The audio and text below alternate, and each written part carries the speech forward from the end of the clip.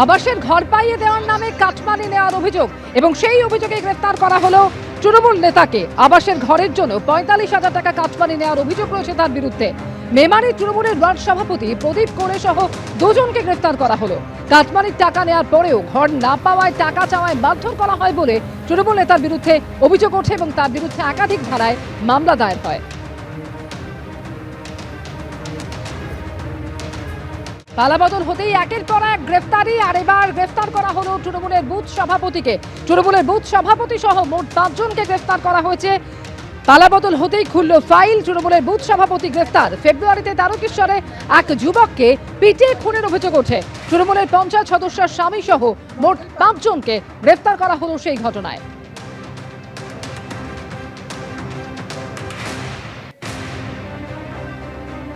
রঞ্জন পোদ্দার, যিনি ৩৪ নম্বর ওয়ার্ডের কাউন্সিলর, তার বিরুদ্ধে তোলাবাজির অভিযোগ রয়েছে এবং যেটা জানা যাচ্ছে মূলত করুণাময়ী চত্বরে যে হকাররা রয়েছে তাদের থেকে তোলাবাজি করেছেন বলে অভিযোগ করেন এবং সেই অভিযোগের ভিত্তিতে গ্রেফতার করা হলো রঞ্জন পোদ্দার। রঞ্জন পোদ্দার, যিনি সুজিত বসুর অত্যন্ত ঘনিষ্ঠ বলেও পরিচিত।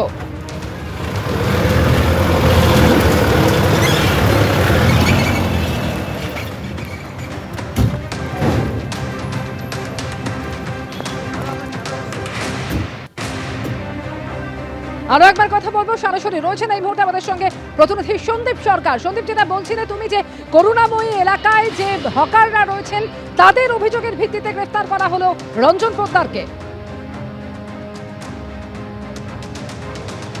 দেখো, তোলাবাজি সিন্ডিকেটের ক্ষেত্রে জিরো টলারেন্স নীতি নিয়েছে নবনির্বাচিত সরকার এবং সে বার্তাটা প্রশাসনের সর্বোচ্চ স্তরকে দেওয়া হয়েছে, সর্বোচ্চ স্তরের তরফ থেকে দেওয়া হয়েছে পুলিশ প্রশাসনকে, যাতে কোনো রকমভাবেই এ ধরনের অভিযোগ সামনে এলে তা যাতে বিন্দুমাত্র রেয়াত না করা হয় এবং এই ধরনের তোলাবাজি সিন্ডিকেটের জুলুম এ ধরনের অভিযোগ পেলে পুলিশ যাতে রাজনৈতিক রং না দেখে অ্যাকশন করে সে নির্দেশ এসেছে।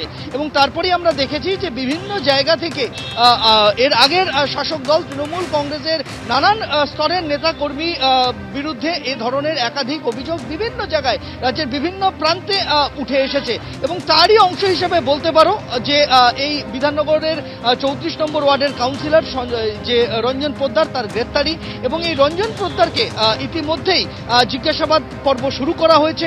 বিধাননগর উত্তর থানায় তাকে নিয়ে আসা হয়েছে। গ্রেফতারের পর তাকে জিজ্ঞাসাবাদ করছেন বিধাননগর পুলিশের আধিকারিকরা এবং যে অভিযোগের সূত্র ধরে এই গোটা তদন্ত প্রক্রিয়া এগিয়েছে তাতে যারা অভিযোগ করেছিলেন তাদের কাছ থেকেও আরো বিস্তারিত বক্তব্য নেওয়া হচ্ছে যে কতদিন ধরে তারা এই তোলাবাজির শিকার হয়ে এসেছেন, কত টাকা দিতে হতো, কিভাবে দিতে হতো, তার কি নির্দিষ্ট কোনো রেট চার্ট ছিল কিনা, এই সবটা কিন্তু তদন্তকারীরা খতিয়ে দেখছেন।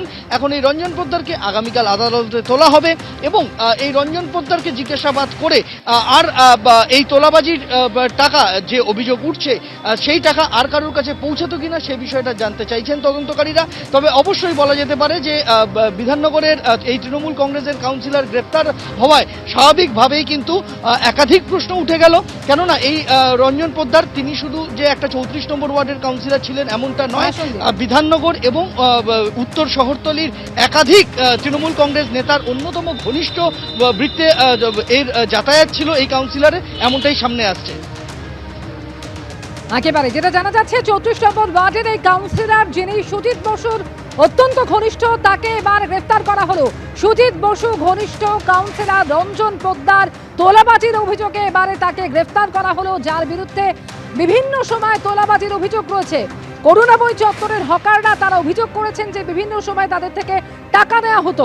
আগেই আপনারা জানেন যে প্রাক্তন দমকল মন্ত্রী সুজিত বসু, তাকে গ্রেফতার করা হয়েছে পুর নিয়োগ দুর্নীতি মামলায় এবং এবার সুজিত বসু ঘনিষ্ঠ তৃণমূল কাউন্সিলর রঞ্জন পোদ্দারকে তোলাবাজির অভিযোগে গ্রেফতার করল পুলিশ। এবিপি আনন্দ, এগিয়ে থাকে, এগিয়ে রাখে।